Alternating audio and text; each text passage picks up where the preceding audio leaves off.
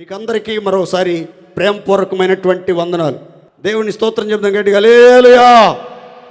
పరమగీతం 2వ అధ్యాయం 3వ వాక్యం 5వ వాక్యం చదువుతున్నాను, గమనించండి. అడవి వృక్షములలో జలధరు వృక్షం ఎట్లున్నదో పురుషులలో నా ప్రియుడు అట్లున్నాడు. ఆనందభరితనై నేను అతని నీడను కూర్చుంటిని, అతని ఫలము నా జిహ్వకు మధురం. 5వ వాక్యం, ప్రేమాతిశయము చేత నేను మూర్ఛిల్లుచున్నాను, ద్రాక్ష పండ్ల అడలు పెట్టి నన్ను బలపరచుడి, జల్దరు పండ్లు పెట్టి నన్ను ఆదరించుడి. దేవునికి స్తోత్ర. గట్టి చెప్దామండి హల్లెలూయా. ఈ పరమగీతం అనే పుస్తకం పరలోక రాజ్యానికి సంబంధించినటువంటి ఒక సుమధురమైనటువంటి చక్కని పాట. పరలోక రాజ్య నివాసులు పాడుకునే మధురమైనటువంటి పాట. ఈ పాటలో చక్కని శరణాలు. ఈ పాట అంతా కూడా ప్రియుని గురించినటువంటి విశేషాలతో నిండి ఉంది. పరమగీతంలో మీకు ఎక్కువగా ప్రియుడా, సకుడా, ప్రియురాలా, సఖి అనే పదాలు ఎక్కువగా కనబడతాయి.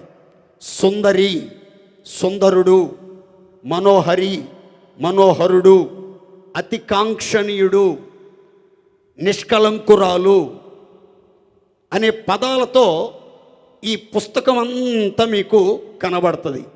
ఇంకొక మాటలో చెప్పాలంటే ఇదొక ప్రేమ గీతంలాగా, పరమగీతం అంతా ప్రేమ పాఠాలతో నిండినటువంటి పుస్తకంలాగా మనకి ప్రతి లైను కనబడుతుంది. అందుకని చాలామంది యువత ఈ పుస్తకం చదివి జీవితాలను నాశనం చేసుకున్నారు, నష్టపరుచుకున్నారు. ఎందుకు అనంటే అక్షర సంబంధమైనటువంటి విషయాలు చదివితే శరీర సంబంధమైనటువంటి ఆలోచనలతో, దృష్టితో, మనసు పెట్టి కనుక చదివితే చాలా వరకు దెబ్బతినే ప్రమాదాలు ఉంటాయి.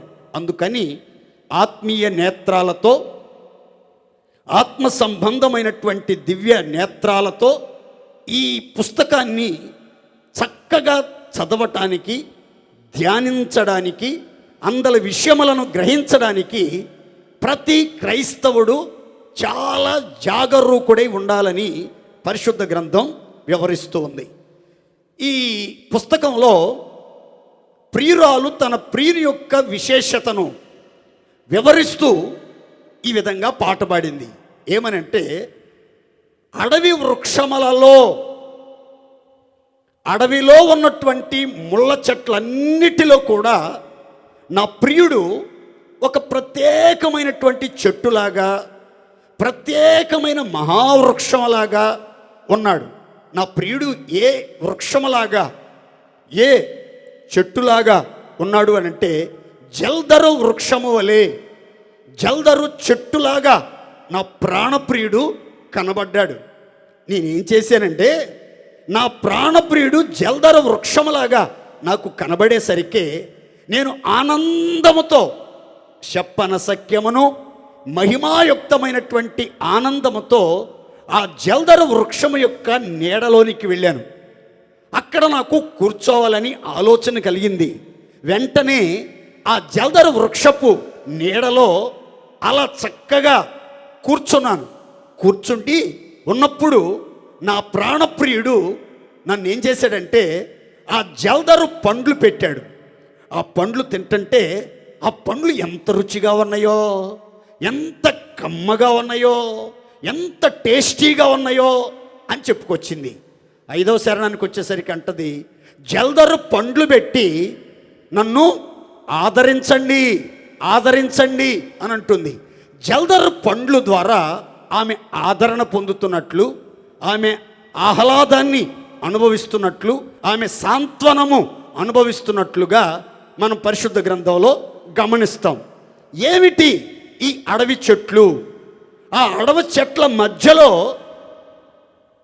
ఆ ప్రియుడు, ఆ మహాపురుషుడు, ఆ పురుషోత్తముడైనటువంటి యేసునాథుడు ఎలా కనిపించాడు అనే విషయాలతో ఇప్పుడు మనం చదువుకున్నటువంటి వాక్యం కనబడుతుంది. మీకు వివరంగా చెప్తాను, అందరు తలపైకెత్తి నేను చెప్పే విషయాలు జాగ్రత్తగా వినండి. పరిశుద్ధ గ్రంథంలో చెట్లన్నీ కూడా ఒక మనిషికి సూచనగాను, ఒక కుటుంబ వ్యవస్థకు గుర్తుగాను, ఒక వంశానికి సాదృశ్యంగాను, ఒక రాజ్యానికి సంకేతంగాను పరిశుద్ధ గ్రంథంలో ఆయా సందర్భాలలో ఆయా చోట్ల మనకి సుస్పష్టంగా కనబడుతుంది. ఫర్ ఎగ్జాంపుల్, ఒకానొక చోట దేవుడే వచ్చి అంటాడు, కొన్ని చెట్లను ఘనమైన చెట్లుగా నేను చేస్తున్నాను, కొన్ని చెట్లను నీచమైనటువంటి చెట్లుగా చేస్తున్నాను అని అంటాడు.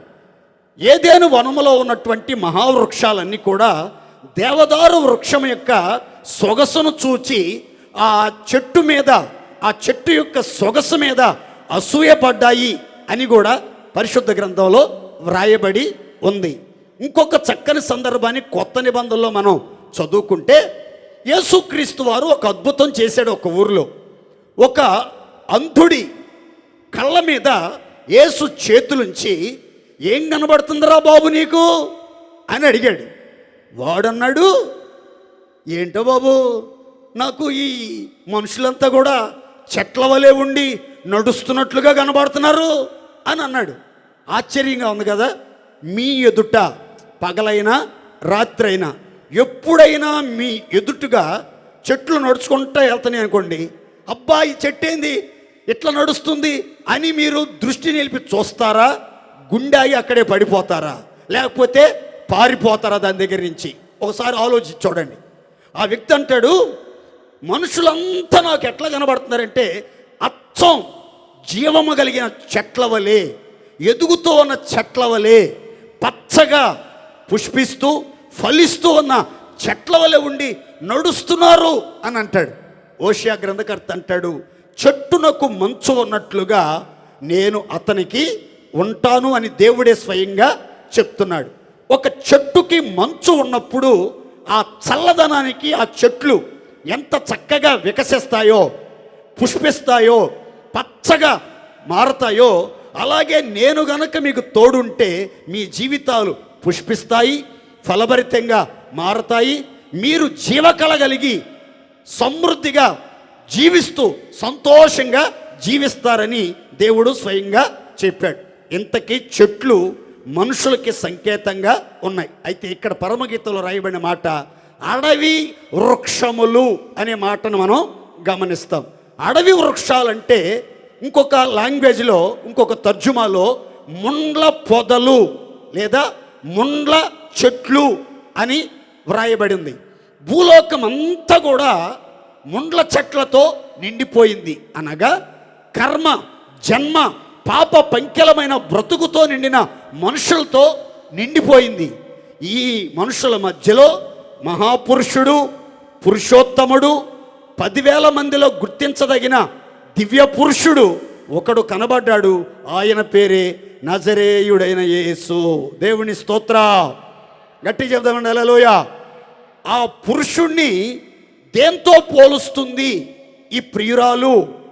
షూలమితి, జీవమగలిగిన దేవుని సంఘానికి సాదృశ్యంగా ఉన్నటువంటి ఈమె అనంటే జల్దరు వృక్షానికి పోల్చినట్లు, ఆయనిచ్చే ఫలాలు జల్దరు పండ్లతో ఆమె ఆదరణ పొందినట్లు బైబిల్ చెప్తుంది.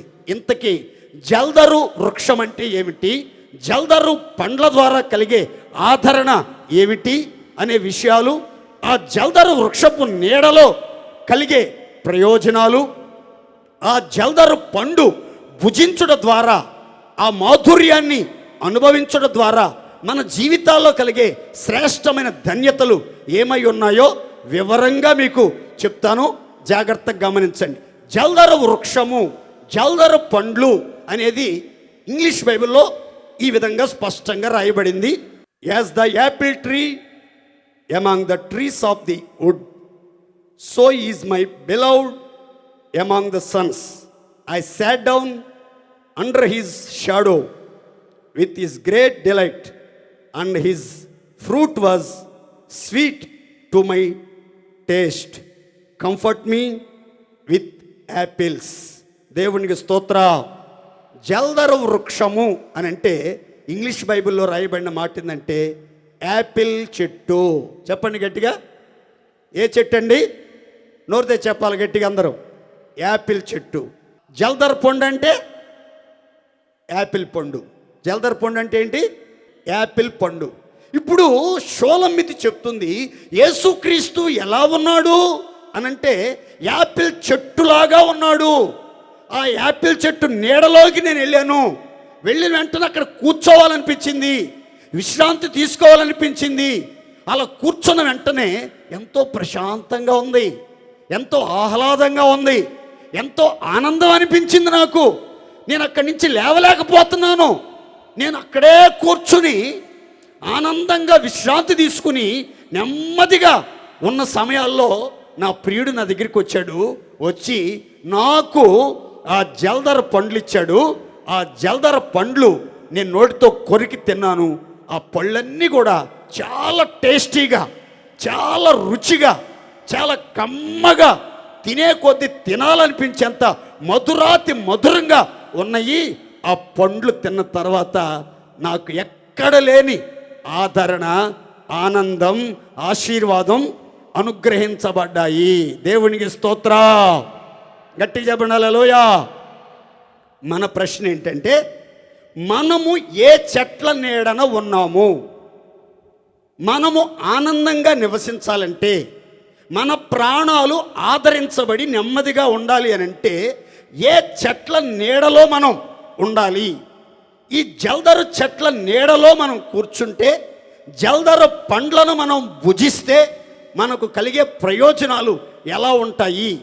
ఈ జల్దరు వృక్షపు నీడలో కూర్చున్న ఆమె, ఆ జల్దరు పండ్లు భుజించిన ఆమె చెప్తుంది, నా ప్రాణానికి ఎంతో ఆదరణ కలిగింది, నా ప్రాణం తెప్పరిల్లింది, నాకు ఎనలేని ధైర్యం, ఎనలేని నిరీక్షణ, ఎనలేని ఆశలు నా జీవితంలో చిగురించాయి.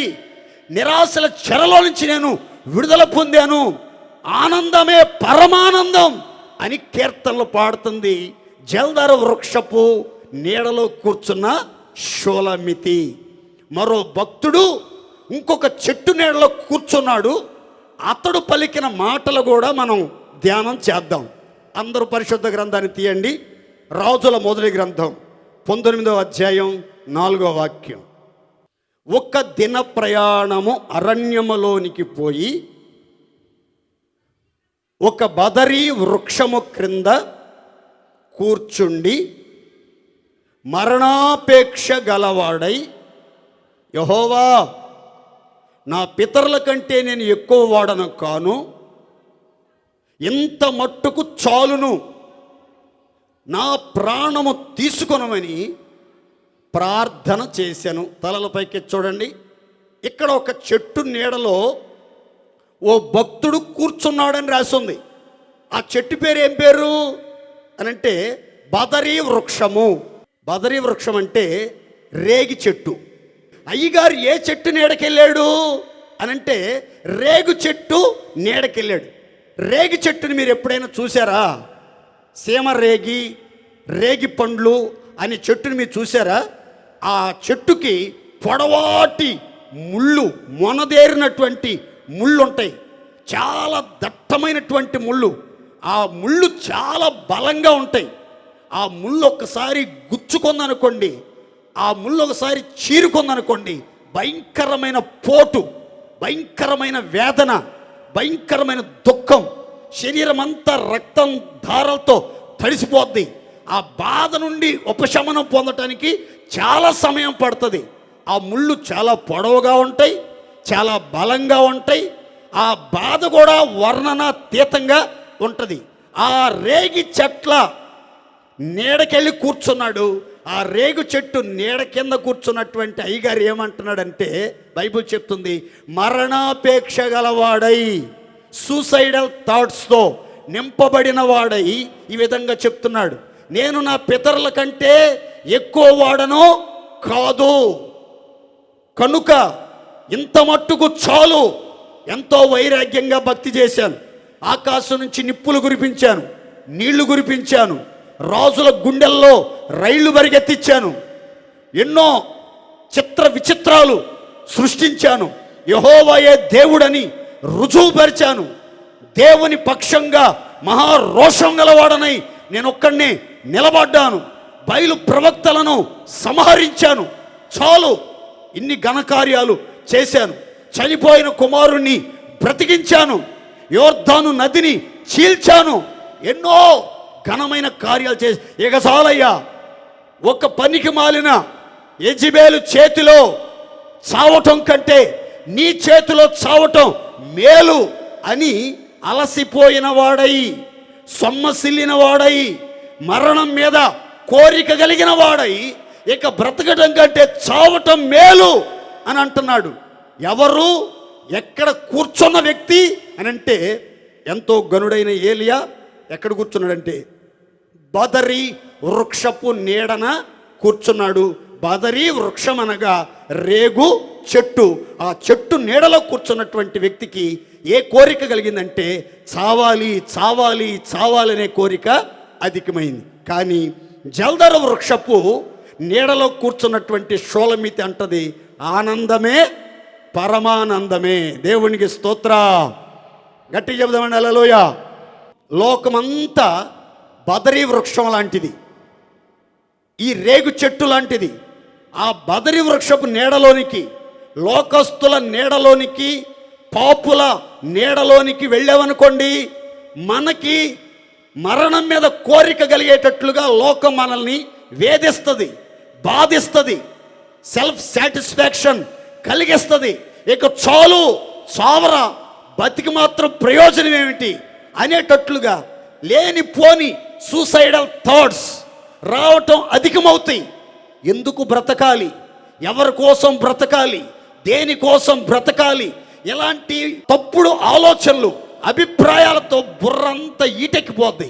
అలా కాకుండా యేసుక్రీస్తు అనబడుతున్న జల్దరు వృక్షపు నీడ కిందకు వచ్చి కూర్చున్నాం అనుకోండి, ఎంతో ఆహ్లాదంగా, ఎంతో ఆనందంగా, ఎంతో నెమ్మదిగా, ఎంతో ధైర్యంగా, ఎంతో ప్రశాంతంగా, ఎంతో సంతోషంగా, ఎంతో సమాధానంగా, ఎంతో సుందరంగా, ఎంతో హాయిగా ఉంటుంది. దేవుని స్తోత్ర.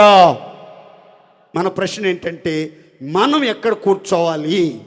మనము జల్దరు వృక్షమై ఉన్న యేసయ్య రెక్కల నీడలోనే ఆఖరి శ్వాస వరకు కూర్చొని విశ్రాంతి పొంది సుఖముగా బ్రతుకుదముగాక.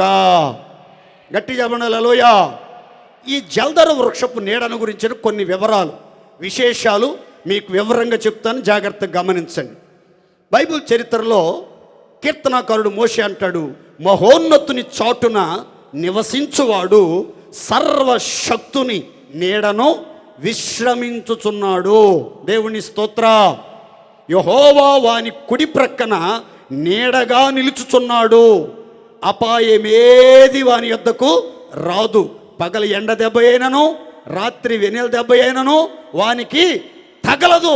కారణం మహోన్నతుని నీడలో, సర్వశక్తుని నీడలో అతను నిలిచున్నాడు. మీరంతా మన దేవుడు మహోన్నతుడని, మన దేవుడు సర్వోన్నతుడని, ఆయన నీడలో కూర్చున్న వారికి ఏ ఆపద, ఏ కీడు, ఏ నష్టం, ఏ కష్టం, ఏ తెగులు, ఏ సమస్యలు ఉండవని ఎరిగి జీవితకాలం అంతా కూడా యేసు రెక్కల నీడలో యేసయ్య హస్తపు స్పర్శను అనుభవిస్తూ జీవితకాలం అంతా సుందరమైన, చూడ ముచ్చట అయిన, ఫలభరితమైన జల్దరు వృక్షపు నీడలోనే మన జీవితాంతం కూర్చొని ఉందుముగాక. గట్టిగా చెప్పండి హల్లెలూయా. అలా కాకుండా రేగి చెట్ల నీడనో, ముళ్ళ చెట్ల నీడనో ఆశ్రయించి ఆ నీడలో కూర్చున్నాం అనుకోండి, ఆ చెట్లు ఏం మాట్లాడతాయో కూడా ఒక మాట చదువుకుందాం. చూడండి, న్యాయాధిపతుల గ్రంథం 9వ అధ్యాయం 14-15 వాక్యాలు చదువుకుందామండి. చెట్లన్నీ నీవు వచ్చి మమ్ముని ఏలుమని ముండ్ల పొద యొద్ద, అడవి వృక్షముల యొద్ద మనవి చేయగా, ఆ ముండ్ల పొద ఈ విధంగా చెప్తుంది, మీరు నిజముగా మీ మీద నన్ను రాజుగా నియమించుకున్నట్లయితే రండి, నా నీడలోనికి వచ్చి నన్ను ఆశ్రయించండి, లేక అగ్ని నాలో నుండి బయలుదేరి లెబానోను దేవదారు వృక్షములను కాల్చివేయునని మీతో చెప్తున్నాను. తలల పైకి చూడండి. ఎలక్షన్ జరుగుతుంది. అది మున్సిపాలిటీ ఎలక్షనో, పంచాయతీ ఎలక్షనో, అసెంబ్లీ ఎలక్షనో మనకు తెలియదు, కానీ ఎలక్షన్లు జరుగుతున్నాయి. ఎలక్షన్లప్పుడు చెట్లన్నీ కూడా అడవి వృక్షం దగ్గరికి, ఈ ముండ్ల పొద దగ్గరికి, ముండ్ల చెట్టు దగ్గరికి వెళ్ళాయి. తెలుసు, అందరికీ తెలుసు అది ముళ్ళ చెట్టు, అది అడవి చెట్టు అని తెలిసి ఆ ముండ్ల చెట్టుని ఆశ్రయించారు. ఆశ్రయించి ముండ్ల చెట్ట, ఓ అడవి వృక్షమా, నీవు మా మీద రాజుగా ఉండి మమ్మును ఏలుబడి చేయుము, మా మీద ఆధిపత్యం కొనసాగించుము, నీ పరిపాలనలో మేమంతా ఉండాలని ఆశపడుతున్నాం అని చెప్తే ఆ ముండ్ల పొద అంటుందంట, మీరంతా వచ్చి భక్తులారా నన్ను రాజుగా అభిషేకం చేసుకొని నా నీడకొచ్చి కూర్చోండి, నా నీడను ఆశ్రయించండి. నా నీడను ఆశ్రయించకపోయారో, నా నీడకొచ్చి కూర్చోకపోయారో, నా రాజరికాన్ని స్వీకరించకపోయారో, నేను చెప్పినట్లుగా చెయ్యకపోయారో, నాలో నుంచి అగ్ని జ్వాలలు బయటకు వచ్చి మిమ్మల్ని అందరినీ లెబానోన్ చెట్లను కాల్చేసినట్లుగా, దేవదారు వృక్షాలని కాల్చేసినట్లుగా కాల్చి బూడిది చేసేస్తా కబడదార్ అందట. ఏ చెట్టు అంటే ముళ్ళ చెట్టు. చాలాసార్లు ఆత్మీయ జీవితంలో మనం తెలిసి అది ముళ్ళ చెట్టు, అది గుచ్చుకుంటే నొప్పి కలుగజేస్తుంది, అది బాధిస్తుంది, చీలుస్తుంది, కుటుంబాలను బాధిస్తుంది జీవితాంతం. ఆ బాధ మరువలేము, రక్తాన్ని ఒలికిస్తుంది, మనల్ని బలహీనులుగా మారుస్తుంది అని తెలిసినా సరే లోకం జోలికి వెళ్ళటం, లోకంతో పొత్తు పెట్టుకోవటం, విగ్రహారాధికులతో పొత్తు పెట్టుకోవటం, అవిశ్వాసులతో కలిసి జీవించడం, చీకటి సంబంధులతో చేతులు కలిపి చీకటిలో చిందులు వేయటం, ఇలాంటివి ఎన్నో సందర్భాల్లో చాలామంది తెలిసి కూడా చేస్తూ ఉంటారు. కానీ ఈరోజు షోలమితి మనకు ఒక పాఠం నేర్పుతుంది. ఏమనంటే, ముళ్ళ చెట్ల నీడను ఆశ్రయించబాకండి, అడవి వృక్షాల జోలికి పోబాకండి, బదరీ వృక్షం దగ్గరికి వెళ్ళొద్దు. వెళ్తే లేనిపోయింది, మీ యొక్క ఆశలన్నిటినీ అణిచేస్తుంది, మీ నిరీక్షణను కోల్పోయేటట్లుగా చేస్తుంది, మిమ్మల్ని నిరాశల చెరలోనికి తీసుకువెళ్తుంది. అర్ధంతరంగా, అర్ధాయుష్యుతో, అల్పాయుష్యుతో బలవన్ మరణానికి నువ్వు ప్రేరేపించబడేటట్లుగా ఆ రేగి చెట్టు నిన్ను పురికొల్పుతుంది. కనుక రేగి చెట్ల నీడకు వెళ్ళవద్దు. ఎంతో బలవంతుడు, ఎంతో ఆత్మీయుడు, దేవుని స్వరాన్ని విన్నవాడు, దేవుణ్ణి ముఖాముఖిగా చూసినవాడు, దైవ శక్తిని పొంది ఇశ్రాయేలు సర్వ సమాజం మధ్యలో ఎన్నో అద్భుతాలు, సూచక్రియలు, మహత్కార్యాలు చేసి దేవుని సేవకుడుగా రుజువుపరుచుకున్న ఏలియా లాంటి మహానాయకుడే అణగారిపోయి నిస్పృహతో కూడిన మాటలు మాట్లాడుతున్నట్లుగా బైబిల్ చెప్తుంది. కనుక బ్రదరీ వృక్షపు నీడ యొద్దకు కానీ, ముండ్ల చెట్ల నీడ యొద్దకు కానీ, అడవి వృక్షాలను ఆశ్రయించడానికి కానీ వెళ్ళవద్దు. మన జీవితకాలం అంతా మీరు, మీ కుటుంబాలు, మీ పిల్లలతో జల్దర వృక్షపు నీడలో మాత్రమే కూర్చుని జల్దర పండ్ల చేత మీ ప్రాణములను ఆదరించుకొందురుగాక. గట్టి చెప్పండి హల్లెలూయా. 19వ శతాబ్దంలో ప్రపంచవ్యాప్తంగా 17,000 రకాల యాపిల్ చెట్లు ఉన్నట్లు జీవవృక్ష శాస్త్రానికి సంబంధించినటువంటి పరిశోధన శాస్త్రజ్ఞులు గుర్తించారు. 19వ శతాబ్దంలో 17,000 రకాల యాపిల్ చెట్లు, యాపిల్ ట్రీస్, జల్దర వృక్షాలు విశ్వవ్యాప్తంగా ఆయా దేశాల్లో, ప్రాంతాల్లో ఉన్నట్లుగా గుర్తించారు.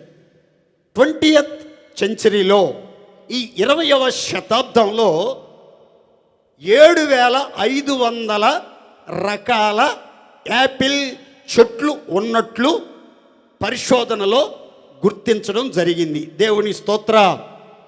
ఈ యాపిల్ ట్రీ, యాపిల్ చెట్ల సేద్యం, యాపిల్ చెట్ల పెంపకం ఎక్కువగా ప్రపంచ దేశాలలో చైనా దేశం ప్రథమ స్థానంలో ఉంది. ప్రపంచవ్యాప్తంగా ఎక్కువగా యాపిల్ చెట్లను సాగు చేసి సేద్యం చేసి పండ్లను పండించి మార్కెట్లో బిజినెస్ చేసే దేశం ఏదంటే చైనా దేశం. రెండవ స్థానంలో అమెరికా సంయుక్త రాష్ట్రాలు ఉన్నాయి. మూడవ స్థానంలో ఇరాన్ ఉన్నట్లుగా చరిత్ర మనకు వివరంగా చెప్తుంది. దేవునికి స్తోత్రం చెప్దామండి గట్టిగా హల్లెలూయా. ఈ యాపిల్ అనేది ఏ జాతికి సంబంధించింది అని అంటే మాల్యూస్ డొమాస్టికా జాతి నుండి లభించింది. ఇది ఫోమ్ అనే ఒక రకానికి చెందినటువంటి చెట్టు. ఈ యాపిల్ చెట్లో, యాపిల్ పండులో ఎందుకు మనం యాపిల్ చెట్ల నీడను కూర్చుని యాపిల్ పండ్లు తినాలి, యాపిల్ పండులో కలిగే ఔషధ ఉపయోగాలు ఏంటో మీకు వివరంగా కొన్ని మాటలు మాత్రం చెప్పి నేను ముగిస్తాను. జాగ్రత్తగా వినండి అందరూ. దేవునికి స్తోత్ర. గట్టిగా చెప్పండి హల్లెలూయా. యాపిల్ చెట్టు మన ప్రభు అయిన యేసుక్రీస్తు, యాపిల్ పండు మన యేసుక్రీస్తు యొక్క దేవ స్వభావాలకు సాదృశ్యం. దేవునికి స్తోత్ర. యేసుక్రీస్తు యొక్క గుణగణాలకు, సద్గుణాలకు, సుగుణాలకు సాదృశ్యంగా ఉంది. మనం ఆ నీడను ఆశ్రయించడం మాత్రమే కాదు, కానీ ఆయన ఫలాలను భుజించి ఆయన స్వభావములతో మనల్ని మనం అలంకరించుకుని ఆయన పోలికలోనికి మార్చబడుదముగాక. ఈ యాపిల్ వల్ల కలిగే ప్రయోజనాలు ఏమిటో మీకు కొన్ని మాటలు చెప్తాను, జాగ్రత్తగానండి. యాపిల్లో పెక్టిన్ అనే ఫైబర్ పదార్థం ఎక్కువగా ఉంటుంది. యాపిల్ పండులో పెక్టిన్ అనే ఫైబర్ పదార్థం ఎక్కువగా ఉంటుంది.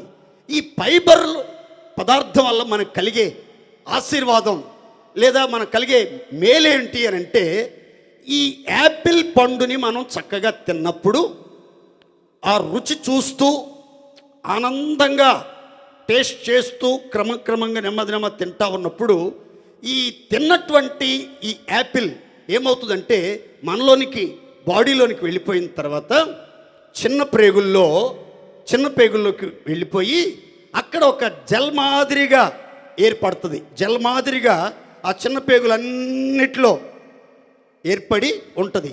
బాడీలోనికి ఈ కొలెస్ట్రాల్, ఈ కొవ్వు పదార్థాలు వచ్చి ఆ చిన్న పేగుల మీద పడకముందే ఈ పెక్టిన్ అనే ఫైబర్ పదార్థం ఏం చేస్తుందంటే ఆ యొక్క కొలెస్ట్రాల్ని, ఆ కొవ్వు పదార్థాలను ఏం చేస్తుందంటే వాటితో ఫైట్ చేసి, వాటితో యుద్ధం చేసి ఆ కొలెస్ట్రాల్ని విచ్ఛిన్నం చేయటానికి, విలీనం చేయటానికి దాన్ని అడ్డుకొని ఆ కొవ్వు కండరాలు ఏర్పడకుండా, ఆ కొవ్వు పేరుకొని పోకుండా ఉండేటట్లుగా ఈ యాపిల్లో ఉండే పెక్టిన్ అనే ఫైబర్ పదార్థం మన శరీర అవయవాలలో ఉండి మనకు కొవ్వు పట్టకుండా, మన శరీరాల్లో కొవ్వు కండరాలు పెరిగి మనకు హాని కలిగించకుండా ఉండేదానికి యాపిల్లో ఉండే పెక్టిన్ అనే ఫైబర్ పదార్థం మనకెంతగానో ఉపయోగపడుతుంది. దేవునికి స్తోత్ర. గట్టిగా చెప్పండి హల్లెలూయా.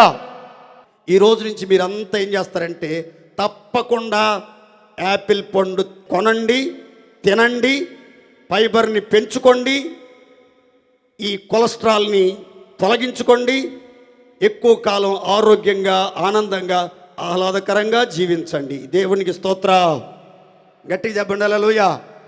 అంటే నేను చెప్పాలనుకున్న మాట ఏంటంటే, యేసుక్రీస్తు అనే ఈ జల్దరు పండుని, యేసుక్రీస్తు అని పిలువబడుతున్నటువంటి యాపిల్ పండుని మనం తినటం ద్వారా, మనం అనుభవించడం ద్వారా, ఆ యేసయ్య మనలో జీవించడం ద్వారా, యేసుక్రీస్తు యొక్క దేవ స్వభావాలను మనం కలిగి జీవించడం ద్వారా మన జీవితాల్లో ఏం జరుగుతుందనంటే ఎటువంటి కొవ్వు పట్టకుండా, కొవ్వు కండరాలు పెరగకుండా అన్ని విషయాల్లో మనం ఆరోగ్యంగా, ఆత్మీయంగా ఎదుగుతాము. దేవునికి స్తోత్ర.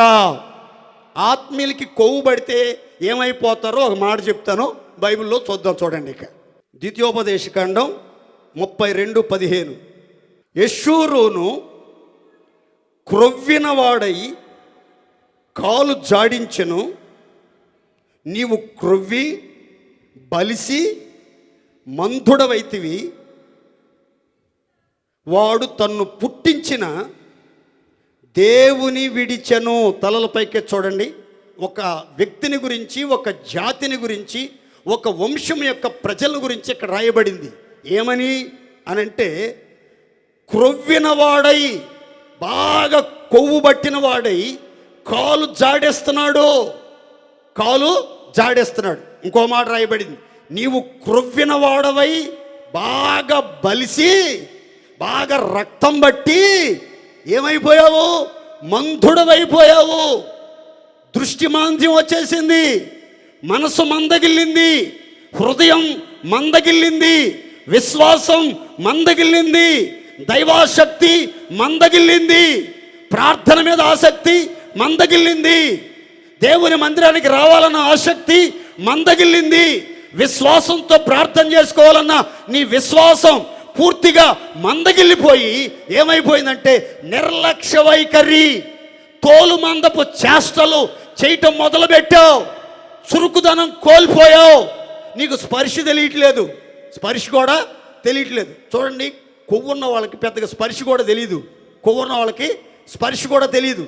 కొవ్వున్న వాళ్ళకి ఎంత చలన్నా ఉండని వాళ్ళకి అసలు చలే తగలదు. దేవుని స్తోత్ర. ఏం తగలదు? స్వెటర్ వేసుకోవాల్సిన అవసరం లేదు, రగ్గు కప్పుకోవాల్సిన అవసరం లేదు. రగ్గు ఎంత దట్టమైన చల్లోనైనా ఏసీ వేసుకుని చెమటలు పోతున్నాయి ఏంటి, చెమటలు పోతున్నాయి ఏంటి అంటూ ఉంటారు. ఎందుకంటే బాగా కొవ్వు ఎక్కువైంది వీడికి. బైబిల్లో క్లియర్గా రాసి ఉంది, కొవ్విన వాడై బలిసి మందుడవైతివి. ఈరోజు అనేక మంది ఆత్మీయులు, విశ్వాసులు, దేవుని ప్రియులు కొవ్వు బట్టిన చేష్టలు చేస్తున్నారు, కొవ్వు బట్టిన మాటలు మాట్లాడుతున్నారు, కొవ్వు బట్టిన వాళ్ళలాగా బాగా బలిసి ప్రవర్తిస్తున్నారు. కొంతమందిని అంటారు చూడండి, వీడు బాగా బలిసి కొట్టుకుంటున్నాడు వీడు అని అంటారు చూడండి. ఏం అర్థం కాదు మనకి, ఏంది ఎట్ట మాట్లాడుతున్నారు వీళ్ళు అనుకుంటే బైబిల్ చదివితే బైబిల్లో యెషూరుని గురించి రాసింది. వాడికి కూడా బాగా కొవ్వు పట్టింది, వాడికి కూడా బాగా బలిసింది, వాడు కూడా కాలు జాడిస్తున్నాడు, వాడు కూడా కాలు జాడిస్తున్నాడు. బలిస్తే పర్లా, కొవ్వు పడితే పర్వాలా, కాలు జాడిస్తే పర్లా. ఏం చేసాడు కొవ్వు ఎక్కువయ్యి అని అంటే బైబిల్ చెప్తుంది, వాడిని పుట్టించిన సృష్టికర్తను, సర్వశక్తి గల రక్షకుడైన దేవునిని విడిచిపెట్టేశాడు. అందుకనే దేవుని వాక్యం చెప్తుంది, జల్దరు వృక్షపు పండ్లు తినండి, జల్దరు వృక్షపు పండ్లు తినండి, మీ ప్రాణాలను ఆదరించుకోండి, మీ ప్రాణాలను బలపరుచుకోండి, ఆ చెట్ల నీడలో కూర్చొని విశ్రాంతి పొందండి, నెమ్మదిగా జీవించండి.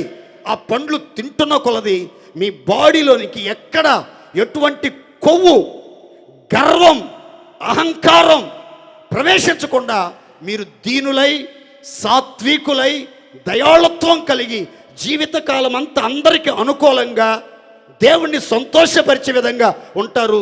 దేవునిని విడిచిపెట్టకుండా, దేవునికి దూరం కాకుండా, దేవుని సన్నిధిలో నిత్యము కూర్చొని ఆయన ముఖదర్శనం చూస్తూ ఆయన నీడలో దొరికే ఆదరణ, ఆనందం, ఆశీర్వాదం, సుఖము, క్షేమం, సౌఖ్యము, నిండు ఆయుష్యం పొంది జీవితకాలం అంతా ఆశీర్వాదకరంగా ఉండాలంటే మీరేం చేయాలంటే జల్దరు పండ్లు తినాలి.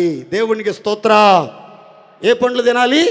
యేసుక్రీస్తును ప్రతిరోజు భుజించాలి, యేసుక్రీస్తును ప్రతిరోజు అనుభవించాలి. యేసుక్రీస్తు యొక్క దివ్యమైన స్వభావాలను మనం అనుసరించడానికి, మన జీవితం ద్వారా ప్రత్యక్షపరచడానికి ప్రతిరోజు ప్రయత్నించాలి. యేసుక్రీస్తులో ఉన్న దివ్య స్వభావాలు ప్రేమ, స్వచ్ఛమైన ప్రేమ, కనికరం, దయా, దాక్షిణ్యం, ఎదుటివారిని కనికరించాలి, ఎదుటివారికి మేలు చేయాలి, ఎదుటివారు ఆశీర్వాదకరంగా క్షేమాభివృద్ధి చెందేటట్లుగా ప్రవర్తించాలని ఆ దివ్యమైన మంచి స్వభావాలు, ప్రేమ, క్షమ ఉన్నాయి. చూడండి, ఆ స్వభావాలన్నీ మనలోనికి రావాలి. దేవుని స్తోత్ర. యేసుక్రీస్తును ప్రతిరోజు భుజించాలి, యేసుక్రీస్తును ప్రతిరోజు అనుభవించాలి. యేసుక్రీస్తు యొక్క దివ్యమైన స్వభావాలు ప్రేమ, స్వచ్ఛమైన ప్రేమ, కనికరం, దయా, దాక్షిణ్యం, ఎదుటివారిని కనికరించాలి, ఎదుటివారికి మేలు చేయాలి, ఎదుటివారు ఆశీర్వాదకరంగా క్షేమాభివృద్ధి చెందేటట్లుగా ప్రవర్తించాలని ఆ దివ్యమైన మంచి స్వభావాలు, ప్రేమ, క్షమ ఉన్నాయి. చూడండి, గట్టిగా చెప్పండి హల్లెలూయా. యేసుక్రీస్తు ప్రతిరోజు పెందలకు వెళ్ళి అరణ్యానికి వెళ్ళి ప్రార్థన చేసుకునేవాడు. రాత్రి అయితే చాలు ఒలీవల వనానికి వెళ్ళి మోకాళ్ళ మీద ఉండి రాత్రంతా ప్రార్థన చేసుకుని జీవించేవాడు. అలాంటి ప్రార్థనా జీవితం కానివ్వండి, అలాంటి దయగల మాటలు కానివ్వండి, అలాంటి స్వచ్ఛమైన ప్రేమ కానివ్వండి, అలాంటి స్వచ్ఛమైన పవిత్ర జీవితం కానీ మనందరికీ అనుగ్రహించబడాలి అని అంటే మనం ప్రతిరోజు యేసయ్య సన్నిధిలో, యేసయ్య నీడలో కూర్చొని ఆయన యొక్క స్వభావాలను మనం పొందుకోవటానికి, మనం ధరించుకోవటానికి ఎప్పటికప్పుడు జాగరూకులమై ప్రవర్తించుదముగాక. యాపిల్లో ఏముంది? పెక్టిన్ అనే ఫైబర్ పదార్థం ఉంది. ఈ పదార్థం చిన్న పేగుల్లోకి వెళ్ళిపోయి అక్కడ ఒక జెల్లాగా తయారయ్యి కొవ్వు పేరుకోకుండా, మన శరీరం మందం కాకుండా ఉండేదానికి దోహదపడుతుంది. దేవునికి స్తోత్ర. బాడీలో కొంతమందికి కొవ్వు గడ్డలు వస్తాయి, బాడీలో కొంతమందికి కొవ్వు గడ్డలు వస్తాయి. ఈ చేతుల్లో ఇంతింత బొబ్బల్లాగా కొవ్వు గడ్డలు పెరిగిపోతాయి. కొంతమందికి మెడ దగ్గరే కొవ్వు పెరిగిపోయి తల మెడ మొత్తం ఏకమైపోయి ఉంటాయి. తల మెడ మొత్తం ఏకమైపోయి ఉంటుంది. ఈ ఎద్దులు కొన్నట్టుగా ఇక్కడ బోర బాగా పెరిగిపోద్ది. కొంతమందికి కొవ్వు కళ్ళల్లో చేరిద్ది, కళ్ళన్నీ ఉబ్బిపోయి ఉంటాయి. కొంతమందికి పొట్ట దగ్గర కొవ్వు చేరిద్ది. కొవ్వు చాలా చాలా ప్రమాదం కనుక ఈ కొవ్వు మనలో ఉండకుండా ఉండాలంటే యేసయ్యని మనం ఆశ్రయించాలి. యేసయ్య అనుభవాలతో మనం నింపబడాలి. దేవుని స్తోత్ర. కొవ్వు పట్టిన వాళ్ళు ఏం చేస్తారంటే దేవుణ్ణి విడిచిపెడతారు, దేవుని మందిరాన్ని విడిచిపెడతారు, దేవుని యొక్క సేవకుల్ని విడిచిపెడతారు, విశ్వాసాన్ని విడిచిపెడతారు, భక్తిని విడిచిపెడతారు, పరిశుద్ధ జీవితాన్ని విడిచిపెడతారు, ప్రార్థనా జీవితాన్ని విడిచిపెడతారు, పరిశుద్ధుల సహవాసాన్ని విడిచిపెడతారు. ఒంటరిగా ఉండి తొంటరి పనులు చేసి సాతాను ఊరిలో చిక్కుకొని జీవితాన్ని అస్తవ్యస్తంగా మార్చుకుంటారు. అలాంటి కార్యక్రమాలు జరగకుండా ఉండాలంటే మన జీవితంలో ప్రతిరోజు యాపిల్ పండ్లను ఆహారముగా భుజించుదముగాక. గట్టిగా చెప్పండి హల్లెలూయా. కొవ్వు చేరితే కలిగే నష్టాలు ఎట్లా ఉంటాయో ఇంకొక మాట కూడా మీకు చెప్తాను చూడండి. ఏబు గ్రంథం 15వ అధ్యాయం 25, 26, 27, 29, 30 వాక్యాల్లో ఈ విధంగా రాయబడింది. చెప్తాను చూడండి. సర్వశక్తుడగు వారిని ధిక్కరించి మాటలాడును, మూర్ఖుడై ఆయన్ని ఎదుర్కొనును, వాని ముఖము కొవ్వు పట్టినది, వాని చిరు ప్రక్కల మీద కొవ్వు కండలు పెరిగి ఉన్నవి. వారు భాగ్యవంతులు కాకపోవుదురు, వారి ఆస్తి నిలవదు, వారి సస్య సంపద పంట బరువై నేలకు వంగదు. తలలపైకి చూడండి, మీకు వివరంగా ఈ మాటలు చెప్తాను. ముఖం మీద పట్టిందంటండి కొవ్వు. ముఖం అంతా కొవ్వు పట్టింది, బాగా నిగ మెరుస్తూ ఉంది. చిరు ప్రక్కల మీద కూడా కొవ్వు కండలు బాగా పెరిగిపోయినాయి, పక్కటెముకల మీద కూడా కొవ్వు కండలు పెరిగిపోయినాయి. ఈ కొవ్వు పట్టినటువంటి వ్యక్తి ఏం చేస్తున్నాడంటే మూర్ఖుడై, మొండిఘటమై, బుద్ధిహీనుడై, దేవునికి లోబడక, నడిపింపుకు లోబడక, వాక్యానుసారంగా జీవించక దేవుణ్ణి మూర్ఖంగా ఎదుర్కొంటాడట. ఈ మూర్ఖుడికి ముఖం మీద కొవ్వు బట్టి, చిరు ప్రక్కల మీద కొవ్వు కండలు బాగా పెరిగిపోయినటువంటి మూర్ఖుడి గురించి బైబిల్ చెప్తుంది. వాడి యొక్క ఆస్తి నిలబడదు, వాడు చరిత్రలో భాగ్యవంతుడుగా ఉండలేడు, భోగ భాగ్యాలను అనుభవించలేడు, దేవుని యొక్క ఆశీర్వాదం వాడిలో నిలబడదు. వాడి యొక్క సస్యఫల సంపద బాగా బరువై, బాగా ఎక్కువై నేలకి వంగదు అని బైబిల్ చెప్తుంది. ప్రియులారా, మీరంతా మీ పట్టణాలు కానీ, మీ కుటుంబాలు కానీ, మీ పిల్లలు కానీ భాగ్యముతో నింపబడుదురుగాక. మీ ఆస్తి మీ యొద్దనే నిలిచి ఉండునుగాక. మీ ఆస్తి ద్వారా మీరు సుఖముగా, సంతోషంగా, క్షేమముగా జీవనం చేయుదురుగాక. మీ సస్యఫల సంపద సమృద్ధిగా మీరు అనుభవించి ఆనందించినట్లుగా 100 ఫలాన్ని దేవుడు సమృద్ధిగా దయచేయునుగాక. మీ సస్యఫల సంపద సమృద్ధిగా ఉండాలన్నా, మీరు భాగ్యవంతులుగా నిలవాలన్నా, మీ ఆస్తి విస్తరించి ఆ ఆస్తిని మీరు అనుభవిస్తూ ఆనందంగా యాత్ర చేయాలన్నా మీ జీవితంలో కొవ్వు జారకూడదు. కొవ్వు అంటే ఇంకొక మాటలో స్పిరిచువల్గా ఆధ్యాత్మికంగా మనం ధ్యానం చేస్తే కొవ్వు గర్వానికి సాదృశ్యం, అహంకారానికి సాదృశ్యంగా బైబిల్లో వ్రాయబడింది. ఒక్క మాట చదువుకుని ముందుకెళ్దాం. చూడండి 73వ కీర్తన 7-8 శరణాలు. క్రొవ్వు చేత వారి కన్నులు మెరకలై ఉన్నవి, వారి హృదయాలోచనలు బయటికి కానవచ్చుచున్నవి, బలాత్కారము చేయుచు కీరును గూర్చి మాట్లాడుచు గర్వముగా మాట్లాడుతున్నారు. ఇప్పుడు తలపైకే చూడండి, ఎక్కడ ఇంకొక జాతిని గురించి రాయబడింది. వీళ్ళు ఎవరంటే భక్తిహీనులు.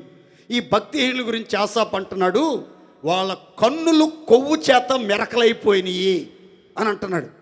ఇంకొక మాటలో, మనకు అర్థమైన మాటలో, మనం గుర్తుంచుకునే భాషలో మాట్లాడుకోవాలంటే, ఒరే వీడి కళ్ళు నెత్తికెక్కినీరా అంటారు. అంటే పైకి వెళ్ళి అని అర్థం. ఎందుకు పైకి వెళ్ళి? కిందంతా కొవ్వు పేరుకుపోయింది, అందుకని కళ్ళు నెత్తికెక్కేసినాయి, కళ్ళన్నీ కొవ్వు చేత మెరకగా ఎత్తు చేయబడ్డాయి అని బైబిల్ చెప్తుంది. ఈ కొవ్వు చేత కళ్ళు మెరకలైపోతేనట్టండి వాళ్ళు బలాత్కారం చేస్తారంట, కీడుని గురించి మాట్లాడుతూ ఉంటారట, గర్వంగా మాట్లాడుతూ ఉంటారట, అందరిని ఎగతాళి చేస్తూ హేళన చేస్తూ చిత్ర విచిత్రంగా ప్రవర్తిస్తూ ఉంటారట. వాళ్ళ మాటల్లో గర్వం ఉంటుంది, వాళ్ళ చూపుల్లో అహంకారం ఉంటుంది, వాళ్ళు చేసే పనులన్నీ గర్వాంధులు చేసినట్లుగా ఉంటాయి. కనుక ప్రియులారా, ఎట్టి పరిస్థితులలో దేనిని బట్టి మీరు గర్వాన్ని ప్రదర్శించకూడదు. ఆస్తిపాస్తులను బట్టి కానీ, అందచందాలను బట్టి కానీ, కులగోత్రాలను బట్టి కానీ, ఉద్యోగాలను బట్టి కానీ, మీ పిల్లలను బట్టి కానీ, మీకు వచ్చే రాబడిని బట్టి కానీ, కదిలే కారును బట్టి కానీ, మెడలో ఉన్న కనకాన్ని బట్టి కానీ ఎట్టి పరిస్థితుల్లో గర్వానికి చోటివ్వద్దు. వచ్చిన గర్వాన్ని వచ్చినట్టుగానే షూట్ చేసి విచ్ఛిన్నం చేసి దాన్ని బయటికి పంపించేటట్లుగా మీరు ఉండాలే కానీ ఎక్కడ గర్వానికి రవ్వంత చోటిచ్చినా, ఈసుమంత అవకాశం కల్పించినా ఆ గర్వం మిమ్మలను కప్పేసే ప్రమాదం, మిమ్మలను దిక్కులేని దీన దరిద్రులుగా మార్చే ప్రమాదం, మీ భాగ్యం నిలబడకుండా, ఆస్తి నిలబడకుండా, సంపదలు నిలబడకుండా ఉండే ప్రమాదం ఉంది. కనుక మీరు ప్రతిరోజు ప్రార్థన చేసుకోవాలి, యేసయ్యా నా ముఖం మీద కొవ్వు పట్టకూడదు, నా చిరుప్రక్కల మీద కొవ్వు కండలు పెరగకూడదయ్యా, నా కన్నులు కొవ్వు చేత మెరకలుగా మారిపోకూడదు యేసయ్యా. యేసయ్యా నేను క్రొవ్విన వాడనై, బాగా బలిసిన వాడనై, మందగిలిన వాడిగా నా జీవితం మార్చబడకూడదయ్యా. నా జీవితంలో కంటలో ఊపిరినంత వరకు నిన్ను విడిచిపెట్టనయ్యా. నిన్ను దూషించే పరిస్థితులు నాకు రాకూడదేసయ్యా, రాకూడదేసయ్యా అని మీరు ప్రార్థన చేసుకుంటే తప్పకుండా సర్వశక్తి గల దేవుడు మీలో దేవ స్వభావాలను రూపిస్తాడు. ఎన్నడూ యేసును విడిచిపెట్టకుండా సదాకాలం యేసయ్య సన్నిధిలో ఉండి యేసును ఆరాధించే అద్భుతమైన భాగ్యం మీరు పొందినట్లు ప్రతిరోజు మీరు ఏం చేయాలంటే యాపిల్ పండ్లు తినాలి. దేవుని స్తోత్ర. చాలా స్లోకన్స్ మీరు వినుంటారు, చదివి ఉంటారు, కొటేషన్స్. ఏమనంటే రోజుకు ఒక యాపిల్ తింటే డాక్టర్కి దూరంగా ఉంటారు, వ్యాధులకి దూరంగా ఉంటారని. ఇది ఎన్నో పరిశోధనలలో తేలినటువంటి వాస్తవమైనటువంటి ఘటన. అందుకని మీరు ప్రతిరోజు అక్షర సంబంధంగానే మార్కెట్లో దొరికే యాపిల్ని కొనుక్కొని చక్కగా తోలుతో కూడా కడుక్కొని శుభ్రంగా కోసుకుని తినండి. యాపిల్ని కంప్లీట్గా ఎందుకు తినాలంటే యాపిల్లో ఈ పైనుండే ఈ తొక్కలో, యాపిల్ పండు తొక్కలో 12 రకాల రసాయన పదార్థాలు ఉంటాయి. వాటిని ట్రిటర్ పెనాయిడ్స్గా వ్యవహరిస్తారు. ఈ 12 రకాల రసాయనాలు ఏం చేస్తాయంటే కాలేయ క్యాన్సర్, లివర్ క్యాన్సర్ రాకుండా, పెద్ద పేగు క్యాన్సర్ రాకుండా, రొమ్ము క్యాన్సర్కి సంబంధించిన కణాలు పెరగకుండా వాటిని అడ్డుకోవటానికి ప్రయత్నం చేస్తాయి. అంత మాత్రమే కాదు, ఈ పండు లోపల గుజ్జును చూడండి, ఆ గుజ్జు తినటం ద్వారా కూడా ఎన్నో రకాల అనుభవాలు మన జీవితంలో ఎదురవుతాయి. ఈ పండు తినటం వల్ల దీంట్లో అనేక రకాల వ్యాధి నిరోధక, ఇంకొక మాటలో చెప్పాలంటే క్యాన్సర్ నిరోధక ఫ్లేవనాయిడ్స్, ఫినోలిక్ ఆమ్లాలు ఎక్కువగా ఉంటాయి కనుక మీరు యాపిల్ పండు ఎప్పుడు తిన్నా సరే తొక్కతో కూడా తోలుతో కూడా చక్కగా కోసుకొని శుభ్రంగా విత్తనాలు తొడి మాత్రమే తొలగించి పరిపూర్ణంగా పండు అంతా మీరే తినండి. దేవునికి స్తోత్ర. క్యాన్సర్ వ్యాధులు రాకుండా, ప్రేగు క్యాన్సర్, పెద్ద ప్రేగు క్యాన్సర్ కానీ, లివర్ క్యాన్సర్ కానీ, థ్రోట్ క్యాన్సర్ కానీ రాకుండా, క్యాన్సర్ కణాలు పెరగకుండా వాటన్నిటిని ఎదుర్కొంటుంది. విచ్ఛిన్నమైన క్యాన్సర్ కణాలని శరీరంలో ఉండకుండా ఆ కణాలన్నీ బయటికి పంపించే ఆ జీవక్రియను కొనసాగించే సామర్థ్యం ఈ యాపిల్ పండు తొక్కలోను యాపిల్ పండులోను ఉంటే గనక ప్రతిరోజు యాపిల్ పండ్లను భుజించుదముగాక. అయితే బైబిల్ చెప్తుంది, వినుట వలన విశ్వాసం కలుగును, ఆ వినుట క్రీస్తును గూర్చిన మాట వలన కలుగునుగాక. ఆమేన్. తింటే గారెలు తినండి, వింటే బైబిల్ మాటలే వినండి. దేవుని స్తోత్ర. కనుక మీ జీవితకాలం అంతా ప్రతిరోజు క్రమంగా ఏం చేయాలంటే యేసయ్య సన్నిధికి రండి. యేసయ్య సన్నిధిలో ఉన్నటువంటి ఆశీర్వాదకరమైన అనుభవాల్లో ముందుకు సాగితే ఎటువంటి కొవ్వు పదార్థాలు పేరుకోకుండా మీరు ఆరోగ్యంగా ఆనందంగా ఉంటారు. దేవుని స్తోత్రం చెప్పండి గట్టిగా హల్లెలూయా. యాపిల్ పండు వల్ల కలిగే ఔషధ ఉపయోగాలు ఏంటి? రెండో మాట చెప్తాను చూడండి. కొంతమందికి గౌట్, రొమటాయిడ్, ఆర్థరైటిస్ అనే సమస్యలు ఉంటాయి. అంటే కీళ్ళ వాపు సమస్యలు, కీళ్ళ నొప్పుల సమస్యలు, ఎముక సంబంధిత సమస్యలు, మోకాళ్ళు కిర్ కిర్ కిర్ అంటూ ఉంటాయి. కొంతమందికి మోకాళ్ళు వంగవు, కొంతమందికి మోకాళ్ళు వంగవు. కూర్చుంటే లేవలేరు, లేస్తే కూర్చోలేరు, ఎక్కడెక్కడ పట్టేస్తాయి. నడుస్తున్నప్పుడు కూడా కిర్ కిర్ కిర్ అనే సౌండ్ వినబడుతూ ఉంటుంది. కారణం ఏంటంటే ఆర్థరైటిస్ సమస్యతో, రొమటాయిడ్ సమస్యతో, గౌట్ ప్రాబ్లంతో బాధపడుతూ ఉన్నారు. ఈ గౌట్ వ్యాధిలో పెరిగేది ఏంటంటే యూరిక్ యాసిడ్ అనేది ఎక్కువగా పెరుగుతూ ఉంటుంది. ఈ యొక్క సమస్యలు ఉన్నటువంటి వాళ్ళలో, ఆర్థరైటిస్ ఉన్నటువంటి వాళ్ళలో కానివ్వండి, గౌట్ వ్యాధి ఉన్నటువంటి వాళ్ళలో కానీ, రొమటాయిడ్ ఉన్నటువంటి వారిలో కానీ యూరిక్ యాసిడ్ ఎక్కువగా పెరగటం వల్ల వాళ్ళలో నొప్పులు ఎక్కువైపోతూ ఉంటాయి, బాగా బాధలు అధికమైపోతూ ఉంటాయి. అయితే మీ యొక్క శరీరంలో కీళ్ళ వాపులన్నీ తొలగిపోయి, ఎముక సంబంధిత బాధలు వ్యాధులు తొలగిపోయి, ఎముకలు ఆరోగ్యంగా పుష్టిగా ఉండాలి, కీళ్ళ నొప్పులు బాధలు అన్నీ తొలగించబడాలంటే మీరేం చేయాలంటే మంచి ఆహార ఔషధంగా యాపిల్ని భుజించాలి. దేవుని స్తోత్ర. ఇంకో విచిత్రం చెప్తానేనండి. మీకు ఎక్కడైతే నొప్పులు ఎక్కువ ఉన్నాయో అక్కడ ఏం చేస్తారంటే తొడిమ ఒకటి తీసేసి, విత్తనాలు తీసేసి, ఈ తొక్కతో పాటు యాపిల్ పొడిని చిన్న చిన్న చిన్న చిన్న చిన్న చిన్న ముక్కలుగా కోసేసి స్టవ్ మీద ఒక ప్యాన్ పెట్టి కొంచెం నీళ్లు పోసి ఈ యాపిల్ పొడిని బాగా మరిగించండి. అప్పుడు ఒక ద్రవ పదార్థం లాగా, జెల్ లాగా తయారవుతుంది. దీన్ని ఏం చేస్తారంటే దించిన తర్వాత ఫ్యాన్ కింద కాకుండా దానంతట అదే చల్లారిపోయేదాకా ఉంచండి. చల్లారిపోయిన తర్వాత జెల్ మాదిరిగా అవుతుంది. ఆ జెల్ని తీసుకుని ఎక్కడ మీకు నొప్పులు ఉన్నాయో, ఎక్కడ కీళ్ళ నొప్పులు ఉన్నాయో, మోకాళ్ళ నొప్పులు ఉన్నాయో, మోచేతుల నొప్పులు ఉన్నాయో, మెండారాల నొప్పులు ఉన్నాయో అక్కడ బాగా రాసి మర్దం చేసుకోండి. నొప్పులన్నిటిలో నుంచి ఉపశమనం కలుగునుగాక. గట్టిగా చెప్పండి ఆమేన్. నేను చెప్పేదన్నీ ఇంటర్నేషనల్ లెవెల్లో పరిశోధనల్లో రుజువైనటువంటి వాస్తవ సత్యాలే చెప్తున్న. దేవుని స్తోత్ర. యేసు క్రీస్తు వారు కూడా మనందరి కొరకు బాగా మరిగించబడ్డాడు, మనందరి కొరకు దంచబడ్డాడు, మనందరి కొరకు గాయపరచబడ్డాడు, మనందరి కొరకు శిక్ష అనుభవించబడ్డాడు, మనందరి కొరకు రక్తాన్ని ధారపోశారు. ఆయన రక్తం ద్వారా మనం కడగబట్టడం ద్వారా, ఆయన గాయాల్లో నుంచి వచ్చే స్వస్థతను మనం అనుభవిస్తాం. ఆయన వస్త్రపు చెంగులో ఉన్న ప్రభావం మన బాధ అంతటిని నివారణ చెయ్యునుగాక. గట్టిగా చెప్పండి హల్లెలూయా. ఇంకొక మాట కూడా చెప్తాను చూడండి. మీలో ఎవరికైనా గుండెపోటు సమస్య కానీ, బీపీ సమస్య కానీ ఉంటే మీకు చిట్కా చెప్తాను, జాగ్రత్తగా చేయండి. నేను చెప్పినట్టుగా ఈరోజు నుంచి హృదయ సంబంధిత వ్యాధులు అరికట్టబడాలన్నా, బ్లడ్ ప్రెషర్, బీపీ రక్తపోటు కంట్రోల్లో ఉండాలన్నా, రక్తపోటు కంట్రోల్లో ఉండాలన్నా మీరేం చేయాలంటే తప్పనిసరిగా గుండె సంబంధిత సమస్యలు ఉన్నవాళ్ళు, రక్తపోటు సమస్యతో ఐబీపీతో బాధపడే వాళ్ళంతా తప్పనిసరిగా యాపిల్ తినాలి.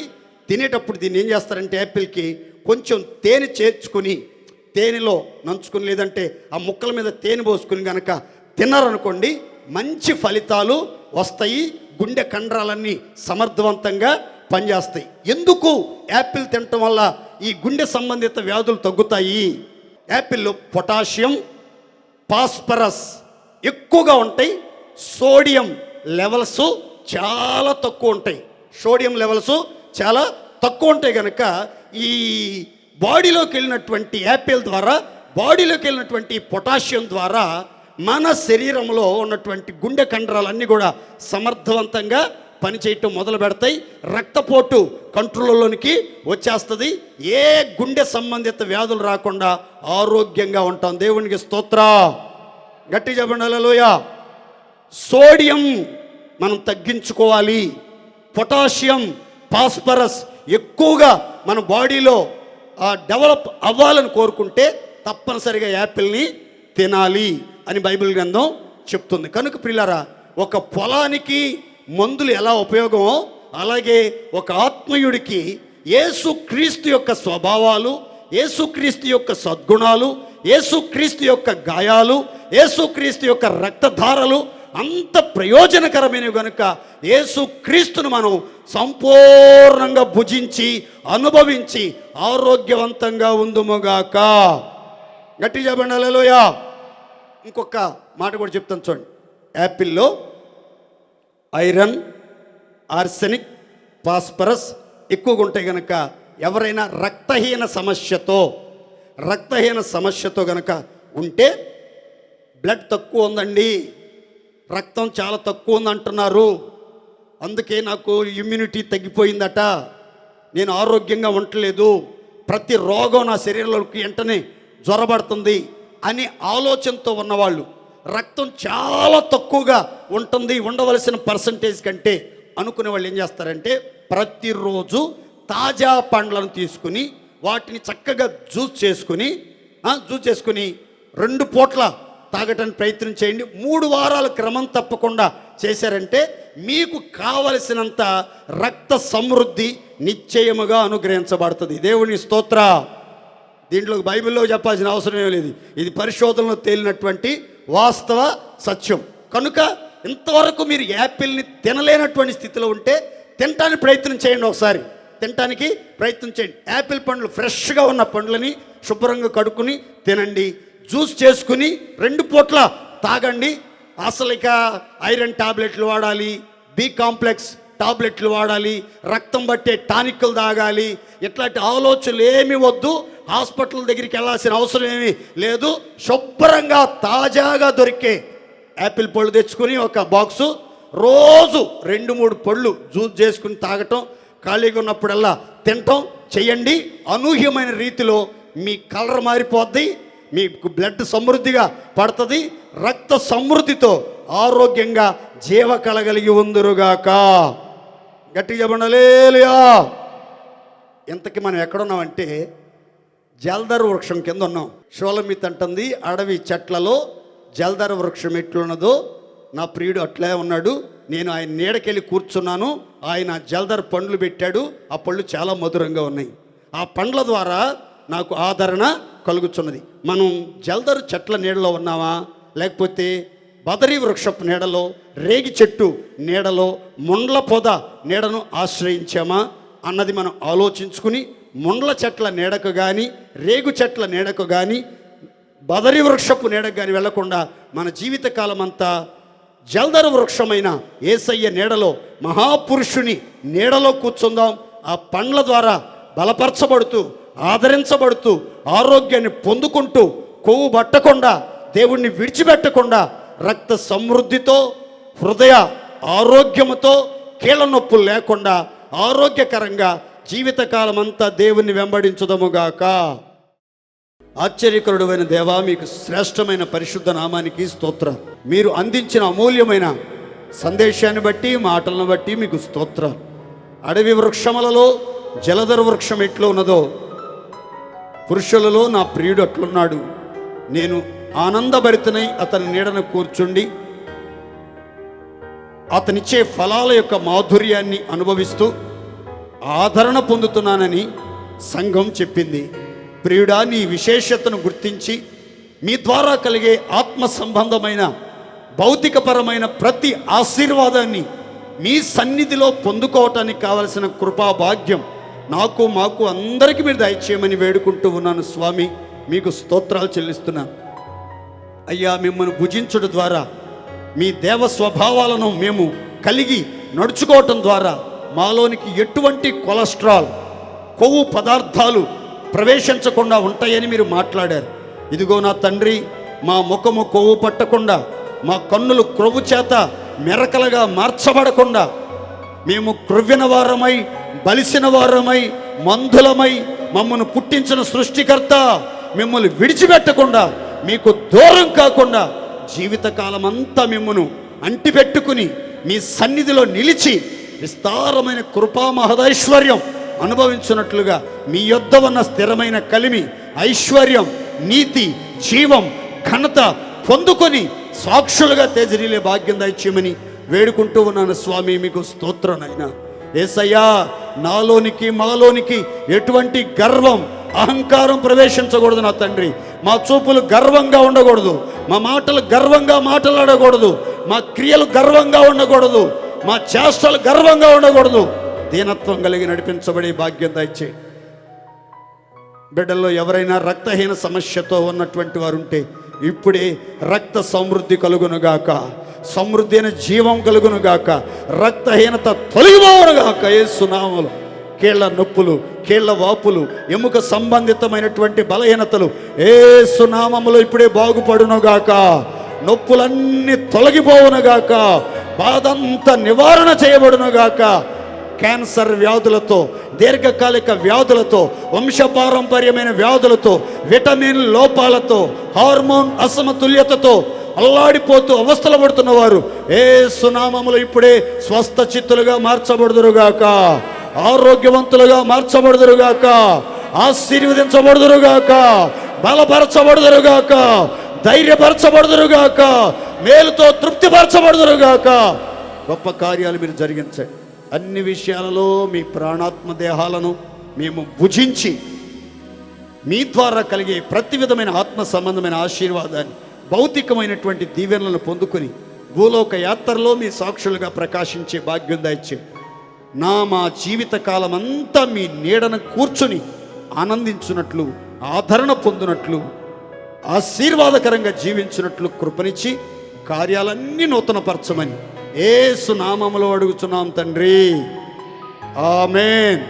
మన ప్రభు అయిన యేసుక్రీస్తు వారి కృప, తండ్రి అయిన దేవుని ప్రేమ, పరిశుద్ధాత్మని సహవాసం ఇప్పుడు ఎల్లప్పుడూ సకల పరిశుద్ధులకు కూడిన మనందరికీ జల్దర పండ్ల ద్వారా ఆదరణ పొందాలని, ఆనందించాలని తీర్మానంతో ప్రార్థించుకున్న వారందరికీ కృపతోడై ఉండునుగాక. ఆమేన్. హల్లెలూయా.